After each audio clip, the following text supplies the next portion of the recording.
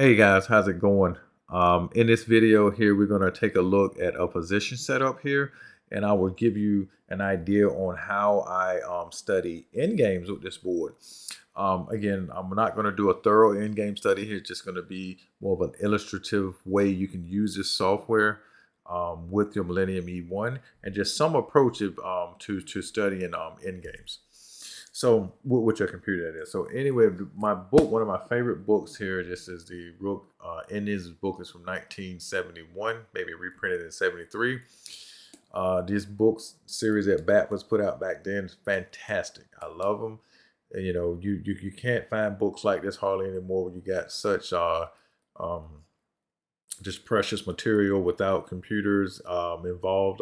Again, I have nothing against computers. I just want to say that I just find some sense of greatness in these older books, and I have a lot of these older books like this. So anyway, the position that we're going to just take a quick look at in a study, we're going to study how to, we're going to look at a pawn on the fourth and cutting the king off. So as they say, most end games, most rook end games are drawn, and that's true. And it's true a lot of times because people don't know how to win them as well. You can think about it that way.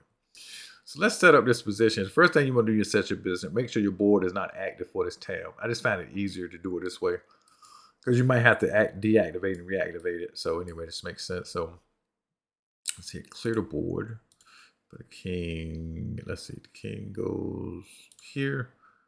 Pawn here. I think is that right? Yep. Sorry, king goes here. Rook. Black king. Oops, sorry. Black king. Black rook. Okay, it's actually black to move. So we're gonna hit OK. And the first thing you see pop up here is that you have the endgame database. So that's one good thing about this software, that they put the endgame database in here. So I can't remember what piece level they got. Is it 4 or 5 or whatever? Well, it got to be 5 because it's 5 here. But anyway, I like that it don't give you the whole line just straight out, so you can kind of, get a, try to, figure it out on your own. So a good thing about using that in-game database is that you can learn from the book on how to, on the idea, because the in-game database really tells you nothing, but then you can start studying the database and apply those book ideas to the database. And sometimes all you want to know is just the idea and the pattern. You don't necessarily have to remember it line by line, because there's no way you'd win, remember 33 moves any normal chess player. I mean, unless you was a world champion, you might. But okay. So now all this red lighting up, that's fine. That's just because the board is not connected to the tab yet. So we just go here to the tab, and you see the little icon that's grayed out. You activate it, and everything is gets back in focus here. Everything is all good. So let's just do a test move to show you. We just moved the pawn for black. To move the rook for black, and everything moves. So the idea here is that, according to this book, and again, the endgame database sort of agrees with it, that the maneuver here that the book suggesting is that rook is threatening to do something like this, and maybe some kind of way get his king right here, push a pawn up, maybe not necessarily in all this order, but to keep repeating this maneuver somehow with his king doing something like this, and pushing the pawn up, but every time pushing the rook up. And now the idea but the real idea to this is that having the king cut off, as you see, this black king is cut off. You say, well, that's kind of normal stuff, right? But look at the pawn. The pawn is behind the rook, and this is important. And the reason being is that you can, if you push this rook up, and the king, say if you push this rook from let's say this square to this square, this king here can step from this square to attack this rook, but then you can take this pawn and push it up and protect it. Assuming that the rook is not on this line, or you have your king in a position to push it. So basically, the idea here is that if you have your king cut off from the rank above the pawn, you likely could win the game. Now, so what we're going to do, we're just going to walk through and just look at the maneuver that they suggest book, and then we're going to play against the computer. So the book suggests they do this here. Like, this is the best move because the database agrees with it. Now the book has another move here, but the database says go to rook to f5.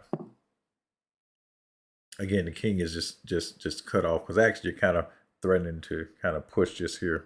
Like, you're kind of threatening to push this pawn and then just step up and then step the rook up and then just keep doing it that way. So that's one way you can look at it.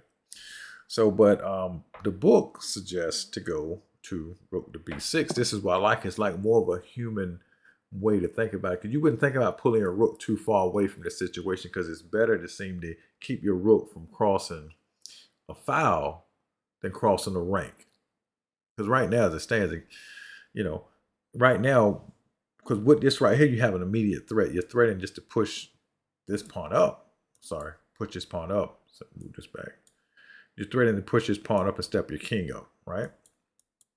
So, be it as this may, rook to queen knight 1 is the best maneuver here, according to the book. And then you just queen knight 1, and then you go rook to rook, rook to queen, rook 6. Okay, and then he go this to knight 4, and then you king to rook 4. Okay. And then now you go king to bishop 5. Right? And you go rook to bishop 6. Queen to king to queen 4. And now pawn to knight 5. And then you just kind of, and then you go back here, because he wanted to check you. And then you go back to here, and basically you got the same position that you almost started with, except for everything has been shifted up the board 1 rank. So basically this is the maneuver. So you're going to keep repeating this maneuver till you shepherd that pawn and either get a queen or win his rook. So what we're going to do, I'm going to just see how the computer plays against this. So let's unhook this. Let's go back to position setup. Let's go back and just slide everything back. Because don't forget, everything was just up 1 row, except for this wasn't on the same, but it doesn't really matter. We're going to put this back. It's black to move. And what you could do, let's see, how can we get the computer? We can play from current position, and we can have HIARCS to play it. Let's put it on maximum. And we'll say current position. Then we just hit OK. And it should be black to move, right? Let's see. And let's flip the board around. Do you want to switch sides? Yes. All right. So now what we're going to do, we're going to let's see. What do you suggest? Where's the one when you forced to move? Let's see here. Force the computer to make a move now. All right. So now the computer. Sorry. Oops. Put this back here. Okay. Hold on, let me go back here. Let's just go back. I'm sorry, I went too fast. Connect this here first. Now, we're going to force the computer to make a move. For some reason, it's not taking it. Hold up, sorry, I've done that too fast. Give me a second here. Let's put everything back where it was on the board here. Now, we're going to force the computer to make a move. All right, here we go. All right, so now, the idea in the book is to do this. So let's see how the computer handles this. And I don't know if the computer should be playing here. Yeah, because he has time. Yeah, he's moving. Let's just see what the computer does.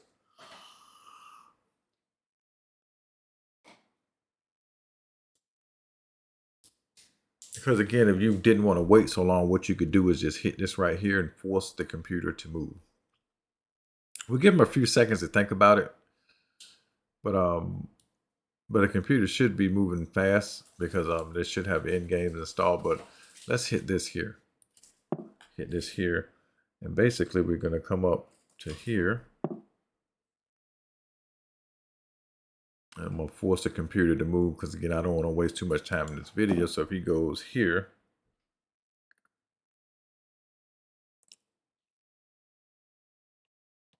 let's see, what would be the right move here? I guess this move here. Let's see what that be. Okay, he goes here. So I guess my move would be here.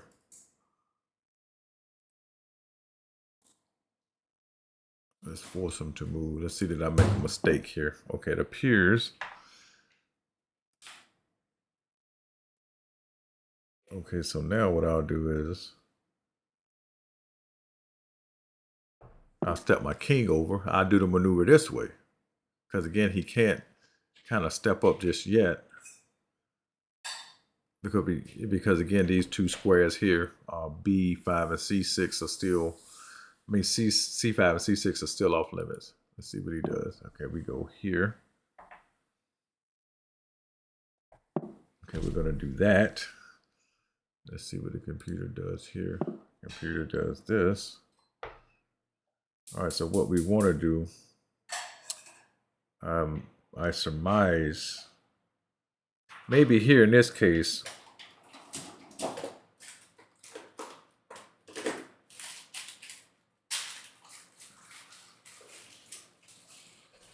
let's do this here. Yeah, because he can't step over to the C line with his king because I get his rook.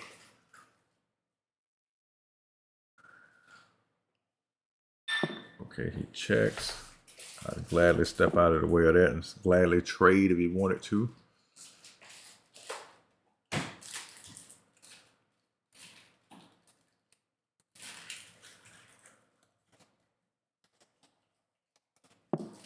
Okay, so he goes here. So now what we're going to do is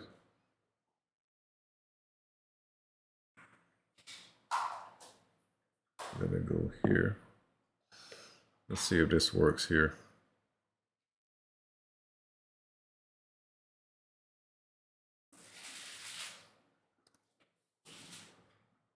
Again, I think I may not be playing optimal moves, but I think I can win this. Let's see. If he goes here, yes, I'm going to have to check him here.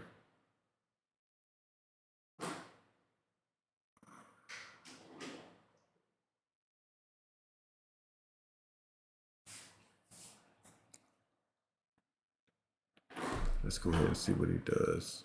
If I go here, and he pull his king down, so yes, I'm going to have to push the pawn like this. And let's go here, he checks. Let's see if I go, okay, if he goes here. So now he's threatening to, let's go here. Let's go over here. I think this should be winning as well. Okay, so he goes back like this. So basically, yeah.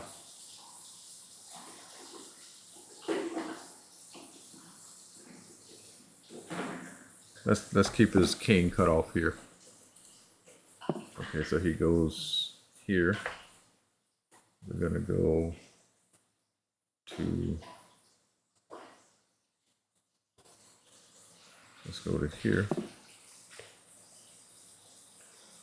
We'll force his king to force him to check. That's fine. And I'm gonna step right here. See what he does. Okay, if he goes here, we'll go here. Yeah, so this is just a, this right here is a winner.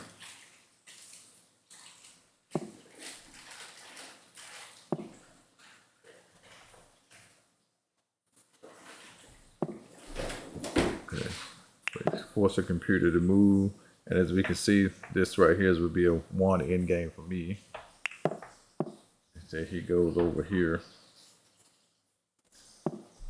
We'll go ahead and checkmate him just for the heck of it. Let's go ahead and let's go this way here, because again you want to kind of triangulate with him. Okay, that's totally fine. We'll go this way here.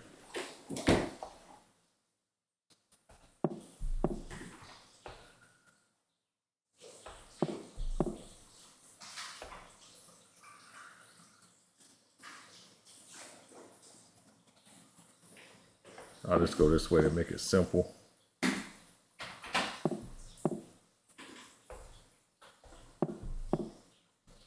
Okay, that's totally fine. We'll just go like this.